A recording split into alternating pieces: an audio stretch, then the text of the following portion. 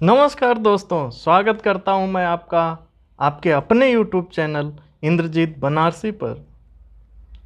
दोस्तों, मैं SSC, MTS और हवलदार के लिए जो नोटिफिकेशन आया हुआ था उस पर एक पूरा वीडियो बना दिया हूं, जिसमें परीक्षा की पूरी तैयारी और जो सूचनाएं सबसे ज़रूरी हैं उन सभी को उसमें मेंशन कर दिया हूं।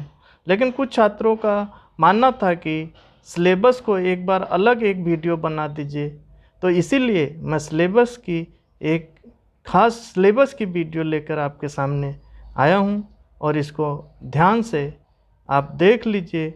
मैं एक एक चीज़, ये इंग्लिश में आपके सामने लिखा हुआ है, लेकिन इसको मैं हिंदी में भी टॉपिक वाइज बना दिया हूं। इन सभी को आप अच्छे से देख लीजिए। चलिए दोस्तों, शुरू करते हैं, इसको समझने का प्रयास करते हैं।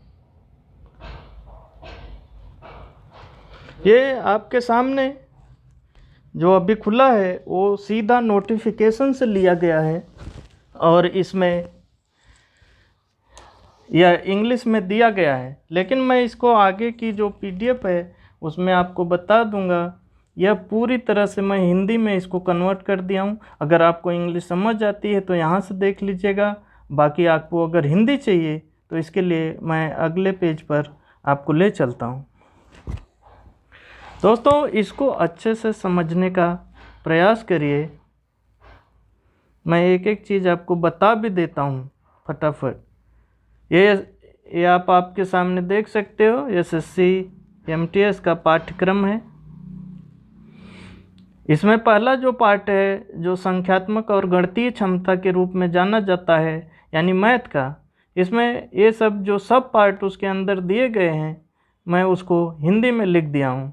जैसे इसमें कौन कौन से टॉपिक मेंशन है: पूर्णांक और पूर्ण संख्या, लघुत्तम समाप्तवर्तक और महत्तम समाप्तवर्तक, आप एलसीएम एचसीएफ जानते ही हो। दशमलव और भिन्न, इसके बारे में क्वेश्चन होंगे। संख्याओं के बीच संबंध कैसा होता है, इसके बारे में क्वेश्चन होंगे।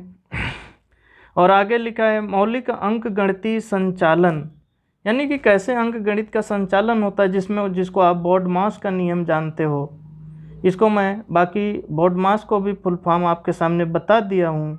ये जो आप देख रहे हो, इसमें कोष्टक और ऑर्डर, कैसे बोर्ड-मास का नियम लागू होता है।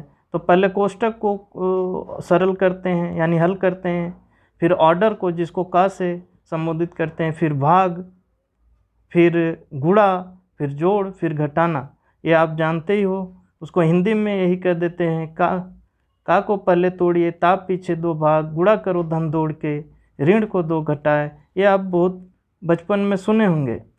इसके बाद आता है प्रतिशत, इसके बाद आता है अनुपात और समानुपात, इसके बाद आता है समय और कार्य, टाइम एंड वर्क, प्रत्यक्ष और व्युत्क्रम समानुपात, उसके बाद है औसत, उसके बाद है साधारण ब्याज, इसके बाद है लाभ हानि, उसके बाद है वो छूटे डिस्काउंट जो दिए जाते हैं वो है।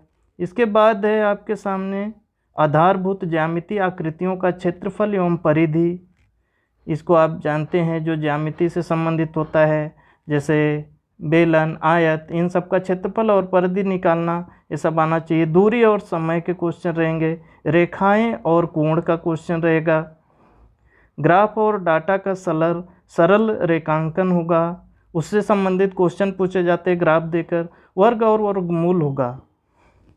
तो दोस्तों, पूरे मैथ का जो टॉपिक है मैं आपके सामने रख दिया हूँ। इसकी पीडीएफ में मैं अपने टेलीग्राम चैनल इंद्रजीत _बनारसी_ज्ञान पर उपलब्ध करा दूंगा, वहाँ से आप इसे डाउनलोड कर लीजिएगा। इसके बाद जो आगे का है वो तर्क क्षमता और समस्या समाधान कहते हैं। सिंपल भाषा में इसको आप रीजनिंग के नाम से जानते हो। इसमें क्या क्या टॉपिक हैं यहाँ लिख दिया है। इस भाग के प्रश्नों के माध्यम से उम्मीदवारों की सामान्य सीखने की क्षमता को मापा जाएगा। इसमें रीजनिंग के तहत आपको आपके सीखने की क्षमता को समझा जाता है। इसमें क्या क्या क्वेश्चन होंगे, जैसे अल्फ़ा न्यूमेरिक सीरीज, ये आप देख रहे हो, अल्फ़ा न्यूमेरिक सीरीज, यानी वर्ग, वर्ण और संख्याओं दोनों का प्रयोग करके जो क्वेश्चन बनाए जाते हैं। उसके बाद कोटिंग डिकोटिंग, फिर सादृश्य जिसे एनालॉजी कहते हो, जैसे ऐसा दे देगा, पौधा दे दिया, पेड़ दे दिया, अब फिर इधर लड़की दे दिया, इसी के संबंध जो पौधा पेड़ का है वही संबंध लड़की और उसके बाद क्या बनेगा किसके साथ, वो बताना होता है। दिशा परीक्षण आप जानते ही हैं। उसके बाद समानता और अंतर, जिसमें 3 ऑप्शन में समानता और एक अलग होती है, ऐसे क्वेश्चन पूछे जाते हैं। जमलिंग पूछा जाता है जिसको तार्किक क्रम में लगाया जाता है, जैसे सिर, गर्दन, पेट, फिर पैर, ये तार्किक क्रम में लगाना होता है, वो इधर उधर से दे देगा। उसके बाद अगला टॉपिक है समस्या समाधान और विश्लेषण। समस्याएं दे दीजिएंगी, उसकी समाधान करो, विश्लेषण करो। डायग्राम पर आधारित गैर मौखिकी रीजनिंग पूछी जाएंगी, डायग्राम में जो आधारित बनती हैं।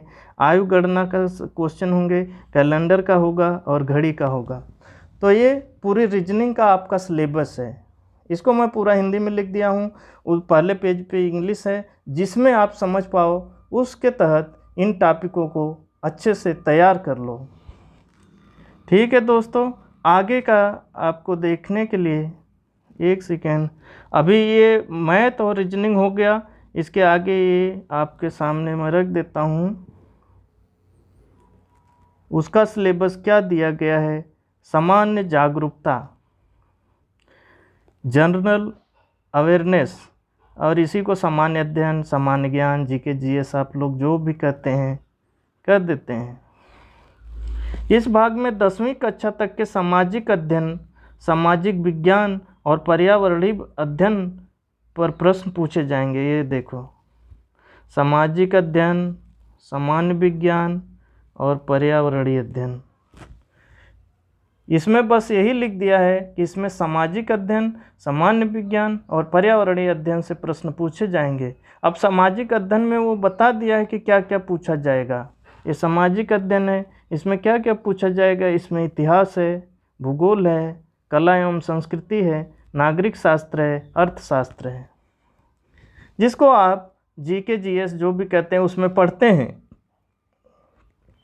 लेकिन खास ध्यान रखना कि इसमें सामान्य विज्ञान और पर्यावरणीय अध्ययन को अलग से मेंशन किया गया है, यानी केवल जीके पढ़ रहे हो आप और सब करंट पढ़ रहे हो, इसमें ध्यान देना कि पर्यावरण से संबंधित जो मूलभूत क्वेश्चन हैं उन सबको ध्यान से करो। और विज्ञान वो भी ऊपर लिख दिया 10वीं कक्षा तक का, तो ये इसी के अंडर में पूछेगा। ये सिलेबस से आपको बताता है कि आपकी लिमिट कितनी है, आप क्या पढ़ पाओगे, इसका नॉलेज हो, इसीलिए मैं इस पर यह वीडियो बना रहा हूँ। इसके आगे ये सामान्य जागरूकता हो गया, इसके आगे अंग्रेजी भाषा है, चौथा पार्ट। इसमें क्या मेंशन किया गया है वो देख लीजिए। अंग्रेजी भाषा की मूल बातें, शब्दावली, व्याकरण, वाक्य संरचना, समानार्थक, विलोम, इन सब का सही प्रयोग और उपयोग की समझ आपसे पूछी जाएगी। यह स्पष्ट मेंशन कर दिया है। और कुछ कंप्रेहेंशन भी पूछे जाएंगे, जिसमें एक पैराग्राफ दे दिया जाएगा, उससे रिलेटेड, उसी पे आधारित प्रश्न पूछे जाएंगे। तो इंग्लिश का सिलेबस में सिर्फ यही बातें लिखी गई हैं। इस प्रकार जो आपका 2 सेक्शन होगा और 4 भाग होंगे, मतलब 4 चीज़ें पूछी जाएंगी 2 सेक्शन में। पहले में मैथ और रीजनिंग है जो 20-20 क्वेश्चन होंगे, और दूसरे सेक्शन में आपका जीके है और उसके बाद अंग्रेजी है, इसमें 25-25 क्वेश्चन होंगे। बाकी परीक्षा में कैसा प्रावधान किया गया है, क्या स्कीम है परीक्षा की, उन सब के बारे में मैं अपने नोटिफिकेशन वाली वीडियो में सारी बातें बता दिया हूँ। अगर आपको वो देखना है, जानकारी चाहिए, तो उसको ज़रूर देख लीजिएगा। आपके सामने मैं पूरा सिलेबस रख दिया। इसको अगर आपको डाउनलोड करना है तो मेरे टेलीग्राम चैनल इंद्रजीत बनारसी ज्ञान पर जाकर जुड़िए और वहाँ से इसको डाउनलोड कर लीजिए। दोस्तों, आपके लाइक करने से ही मुझे मोटिवेशन मिलता है, इसलिए वीडियो अगर थोड़ा भी आपके लिए हेल्पफुल लगी हो तो उसको ज़रूर लाइक करिएगा। और इसी तरह की जानकारी के लिए मेरे यूट्यूब चैनल को आप सब्सक्राइब कर सकते हो। वीडियो को शेयर कर सकते हो अपने दोस्तों परिवार के लोगों के साथ जो तैयारी कर रहे हैं। और अभी भी SSC MTS का आवेदन करने में इसकी अंतिम तारीख 17 फरवरी है।